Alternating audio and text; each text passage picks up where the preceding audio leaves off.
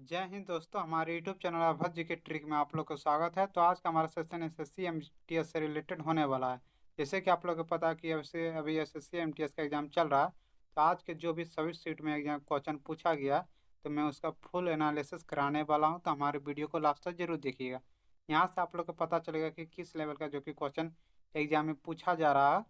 और इस तरह यदि आप लोग देख लीजिएगा क्वेश्चन, तो इससे क्या होगा कि यदि आप लोग का अभी तक एसएससी एमटीएस का एग्जाम नहीं हुआ है, तो आप लोग यहाँ से जो कि टॉपिक को अच्छे से देखकर आप लोग उसी टॉपिक को पढ़ के अच्छे नंबर जीके जीएस में ला सकते हैं। तो इसके लिए चैनल को जरूर सब्सक्राइब कर लीजिएगा। तो चलिए आज का क्वेश्चन मैं स्टार्ट करता हूँ। सबसे पहला क्वेश्चन पूछा गया था, गोदान किसकी रचना है? तो गोदान जो कि है मुंशी प्रेमचंद की। किसकी है? मुंशी प्रेमचंद की जो कि है गोदान रचना है। किसकी है? मुंशी प्रेमचंद की। चलिए इसका अगला क्वेश्चन पूछा गया था, दिल्ली के प्रथम महिला मुस्लिम शासक कौन था? तो दिल्ली के प्रथम महिला मुस्लिम मुस्लिम शासक जो कि है रजिया सुल्तान था। कौन था? रजिया सुल्तान। रजिया सुल्तान जो कि है दिल्ली का प्रथम महिला शासक था। याद रखिएगा, बहुत बड़ी क्वेश्चन अदर एग्जाम में भी पूछा गया।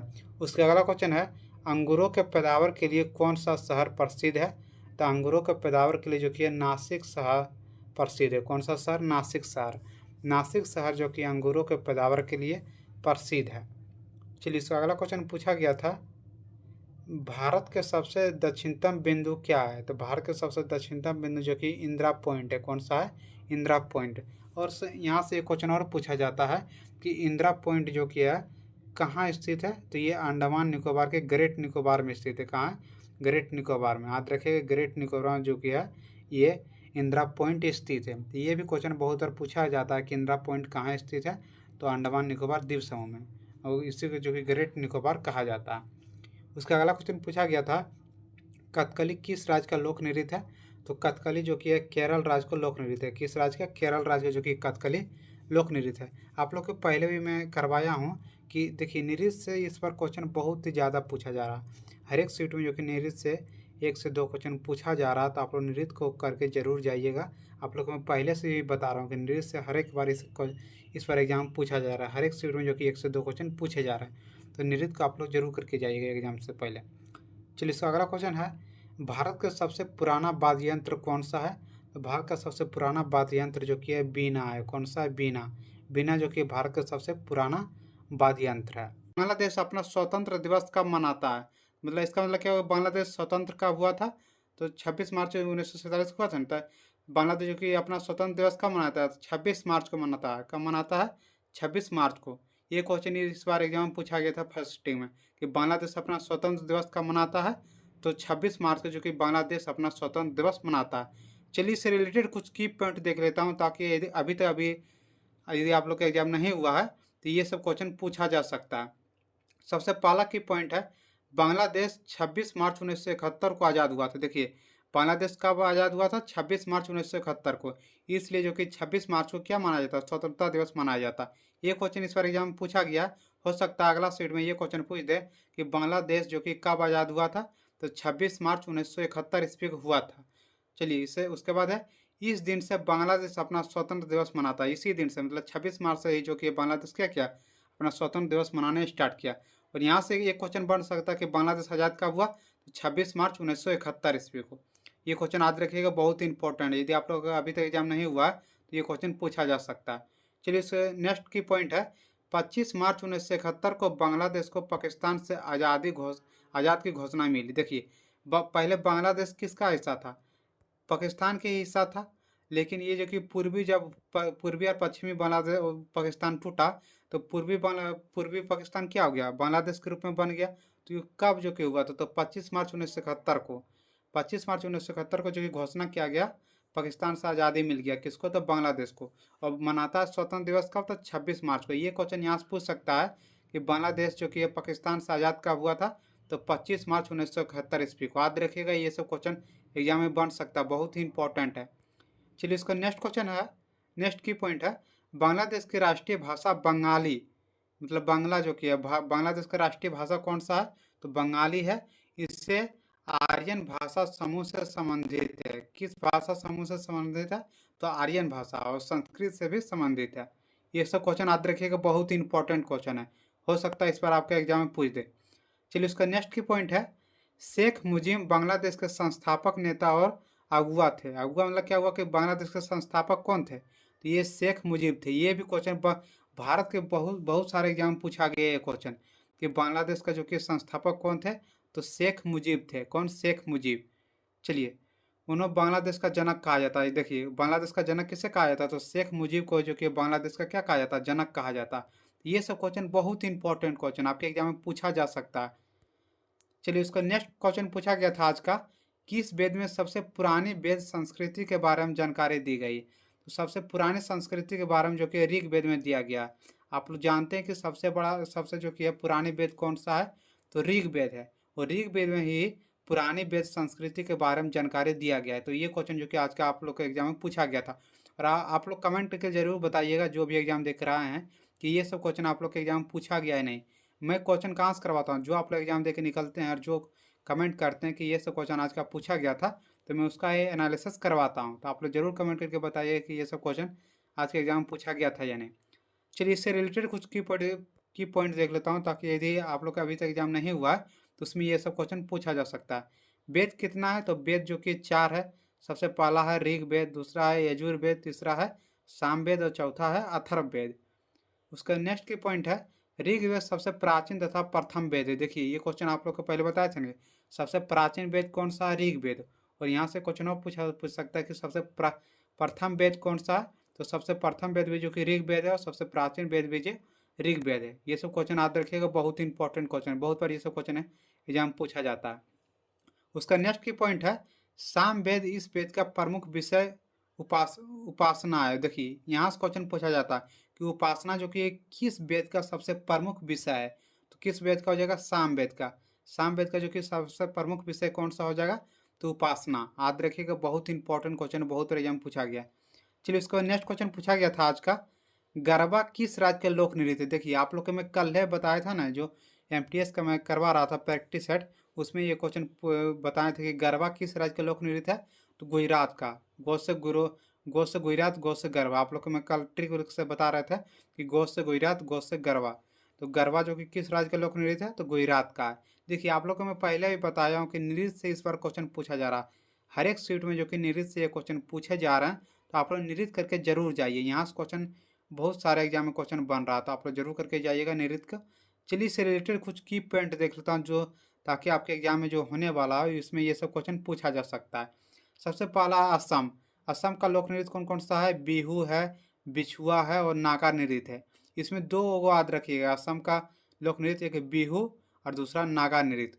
ये दोनों क्वेश्चन बहुत एग्जाम पूछा गया। उसका नेक्स्ट राज्य है उत्तर प्रदेश। उत्तर प्रदेश का कौन कौन सा है, पहला है नौटंकी, दूसरा है रासलीला, तीसरा है काजरी। काजरी और नौटंकी जो कि बहुत बार पूछा गया कि उत्तर प्रदेश का लोक नृत्य कौन सा है, तो नौटंकी, रासलीला और क्या है, काजरी। उसका नेक्स्ट है राजस्थान। राजस्थान का लोक नृत्य कौन कौन सा है, तो झूलन लीला। उसका नेक्स्ट है घूमर, दूसरा है क्या, ननी पानीहारी, पनिहारी। देखिए, पनिहारी वाला बहुत बार एग्जाम पूछा गया कि राजस्थान का लोक नृत्य कौन सा है, तो पनिहारी, झूलन और लीला, घूमर। ये सब क्वेश्चन याद रखिएगा, बहुत इंपॉर्टेंट क्वेश्चन है। चलिए, इसका नेक्स्ट राज्य है गुजरात। देखिए, यहीं से क्वेश्चन पूछा गया, गुजरात। गुजरात का कौन कौन सा लोक नृत्य है, तो गरबा और डांडिया। डांडिया याद रखिएगा, डांडिया पहले पूछ दिया एमटीएस के एग्जाम में, तो इस बार गरबा पूछा है। तो ये इसी नृत्य से क्वेश्चन पूछा जा रहा है, आप लोग नृत्य करके जरूर जाइए। उसका नेक्स्ट राज्य है बिहार। बिहार में कौन कौन सा है, तो जटा जटिन और विदेशिया। ये दोनों जो कि बिहार का लोक नृत्य प्रमुख माना जाता है। कौन कौन सा, जटा जटिन और विदेशिया, जो कि बिहार का प्रमुख लोक नृत्य है। उसका नेक्स्ट है तमिलनाडु। तमिलनाडु का लोक नृत्य कौन सा है, तो करगट्टम। ये भी बहुत इंपॉर्टेंट है, याद रखिएगा, ये क्वेश्चन हो सकता है अगला सीट में पूछ दे कि तमिलनाडु का लोक नृत्य कौन सा है, तो करगट्टम जो कि तमिलनाडु का लोक नृत्य है। चलिए, उसका नेक्स्ट क्वेश्चन पूछा गया था, पंडित रविशंकर किस वाद्य यंत्र से संबंधित है, तो पंडित रविशंकर जो कि है सितार से संबंधित है। किससे है, सितार से। पूछेगा पंडित रविशंकर किस वाद्य यंत्र से संबंधित है, तो सितार से संबंधित है। चलिए, कुछ की पॉइंट देख लेता हूँ जो आपके एग्जाम के लिए बहुत इंपॉर्टेंट है। यदि आप लोग का अभी तक एग्जाम नहीं हुआ है तो उसमें ये सब क्वेश्चन पूछा जा सकता है। सबसे पहला की पॉइंट है हरिप्रसाद चौरसिया। हरिप्रसाद चौरसिया किस वाद्य यंत्र से संबंधित है, तो बांसुरी। बांसुरी के लिए कौन प्रसिद्ध है, तो हरिप्रसाद चौरसिया। याद रखेगा, बहुत इंपॉर्टेंट है। उसका नेक्स्ट है पंडित रविशंकर। पंडित रविशंकर जो कि किससे संबंधित है, तो सितार से संबंधित है। सितार वाद्य यंत्र बजाने के लिए कौन प्रसिद्ध है? तो पंडित रविशंकर। चलिए इसका नेक्स्ट है पंडित राम रामायण। पंडित राम रामायण का कौन है वाद्य यंत्र, कौन सा बजाता है? तो सारंगी। सारंगी के लिए कौन प्रसिद्ध है? तो जो कि है पंडित राम रामायण कौन है? तो सारंगी के लिए। उसका नेक्स्ट है असद अली खान। असद अली खान कौन सा वाद्य यंत्र बजाते हैं? तो रुद्र बीना। रुद्र बीना बजाने के लिए कौन प्रसिद्ध है? तो असद अली खान। ये सब जितना भी मैं बता रहा हूँ की पॉइंट, ये सब आप लोग करके जाइए, एग्जाम में यही से क्वेश्चन पूछा जाएगा। चलिए इसका नेक्स्ट क्वेश्चन पूछा गया था चाणक्य का दूसरा नाम क्या था? तो चाणक्य का दूसरा नाम क्या था? विष्णुगुप्त। विष्णुगुप्त जो कि चाणक्य का दूसरा नाम था। देखिए और जो जो इसका उपनाम था मैं उन सभी को भी करवा दिया हूँ। सबसे पहला की पॉइंट है कौटिल्य, चाणक्य और विष्णुगुप्त। इसका कौन कौन सा नाम था? तो कौटिल्य, चाणक्य और विष्णुगुप्त। यहाँ से भी क्वेश्चन पूछा जाता, कौटिल्य वाला भी बहुत बार एग्जाम पूछा गया। तो क्या हो जाएगा? कौटिल्य, चाणक्य और विष्णुगुप्त। चलिए उसका नेक्स्ट की पॉइंट है इन्हें चाणक्य नाम अपने गुरु चाणक्य से प्राप्त हुआ था। पूछेगा कि चाणक्य जो कि है किसके नाम से उसका चाणक्य नाम पड़ा था? तो चाणक्य के नाम से। चाणक्य कौन था? तो उसका गुरु था। यहाँ से क्वेश्चन पूछा जाता है कि चाणक्य के गुरु का नाम क्या है? तो चनक है। याद रखिएगा, बहुत ही इंपॉर्टेंट है। उसका नेक्स्ट की पॉइंट है अर्थशास्त्र चाणक्य द्वारा रचित संस्था का प्रसिद्ध ग्रंथ है। देखिए यहाँ से क्वेश्चन और पूछा जाता है कि अर्थशास्त्र जो कि अर्थशास्त्र रचित कौन है? तो ये चंद्रगुप्त है। याद रखिएगा, चाणक्य जो किया है क्या है? अर्थशास्त्र के रचयिता है। इसके अंदर जो किया है राज्य व्यवस्था, कृषि, न्याय, इसी सब के बारे में जानकारी दिया गया है। जो अर्थशास्त्र जो कि लेखक कौन है? तो चंद्रगुप्त, चाणक्य है। उसका नेक्स्ट क्वेश्चन पूछा गया था केंद्र की खोज सबसे पहले किसने की थे? तो केंद्र की खोज जो कि सबसे पहले रॉबर्ट ब्राउन ने किया था। किसने किया था? रॉबर्ट ब्राउन ने। ये क्वेश्चन जीव विज्ञान से पूछा गया कि केंद्र की खोज सबसे पहले किसने की? रॉबर्ट ब्राउन ने की। चलिए कुछ की पॉइंट देख लेता हूँ जो आपके एग्जाम के लिए बहुत ही इंपॉर्टेंट है। सबसे पहला की पॉइंट है रॉबर्ट हुक ने 1665 में कोशिका की खोज की थी। बोलेगा रॉबर्ट हुक ने कोशिका की खोज कब की थी? तो 1665 ईस्वी में जो कि कोशिका की खोज की थी रॉबर्ट हुक ने। उसका नेक्स्ट की पॉइंट है कोशिका के वैज्ञानिक अध्ययन की शाखा को साइटोलॉजी कहा जाता है। पूछेगा कोशिका के जो कि है वैज्ञानिक अध्ययन को क्या कहा जाता है? तो साइटोलॉजी कहा जाता है। चलिए उसका नेक्स्ट की पॉइंट है कोशिका का पावर हाउस माइटोकॉन्ड्रिया को कहा जाता है। बोलेगा कोशिका का पावर हाउस किसे कहा जाता है? तो माइटोकॉन्ड्रिया की। ये क्वेश्चन तो हर एक एग्जाम पूछा गया कि कोशिका का पावर हाउस किसे कहा जाता है? तो माइटोकॉन्ड्रिया को कहा जाता है।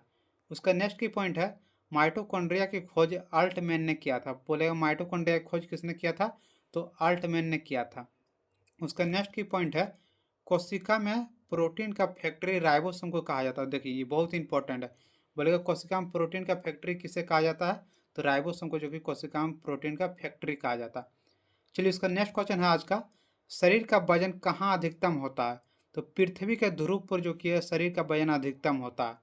आप लोग याद रखिएगा, बहुत इंपॉर्टेंट क्वेश्चन। इस बार क्वेश्चन पूछा गया SSC MTS के। तो चलिए जितना भी अभी तक मुझे क्वेश्चन मिल सका मैं सभी क्वेश्चन का एनालिसिस करवा दिया हूँ। जिस तरह मुझे क्वेश्चन मिलते रहेगा मैं सभी क्वेश्चन का एनालिसिस करवाते रहूँगा। यदि आप लोग का अभी तक SSC MTS का एग्जाम नहीं हुआ है तो हमारे चैनल को जरूर सब्सक्राइब करके रख लीजिएगा। यहाँ पर मैं जितना भी एग्जाम होगा मैं सभी का एनालिसिस कराने वाला हूँ। इससे आप लोग अच्छे नंबर ला सकते हैं कि समझ करके किस टॉपिक से कितना क्वेश्चन पूछा जा रहा है। तो चलिए यदि आप लोग का अभी तक एग्जाम नहीं हुआ तो जरूर हमारे चैनल को सब्सक्राइब कर लीजिएगा। वीडियो लाइक शेयर सब्सक्राइब जरूर करिए। जय हिंद, जय भारत।